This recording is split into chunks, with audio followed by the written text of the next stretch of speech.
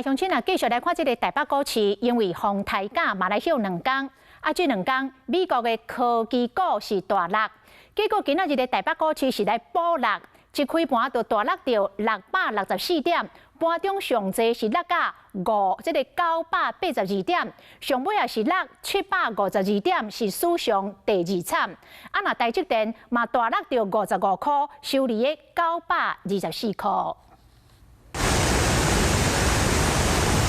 伊设计成立毋那大水，还阁有台股。迄完风台假了后，指数开盘就败664点。伫电子、金融、传统产业杀声震天，指数开价无起色，盘中上济败982点，创下有史以来第3纪录。指数贯破季线，尾也是败752点，以22119点收盘。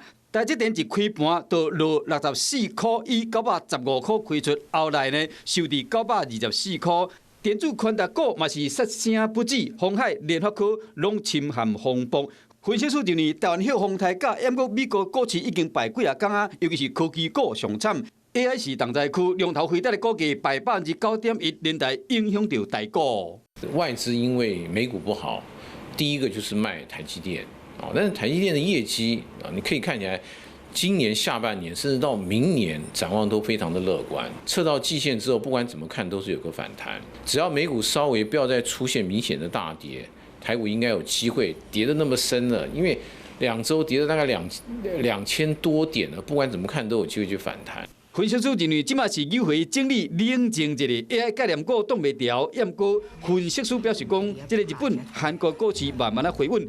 台股嘛出现复苏的信号，这2天虽然底线卖压较沉重，不过未来有缘有希望。Hello， 我是蒋欣梅，想要抢先掌握最及时的新闻资讯吗？赶快订阅、按赞、开启小铃铛，锁定华视新闻 YouTube 频道。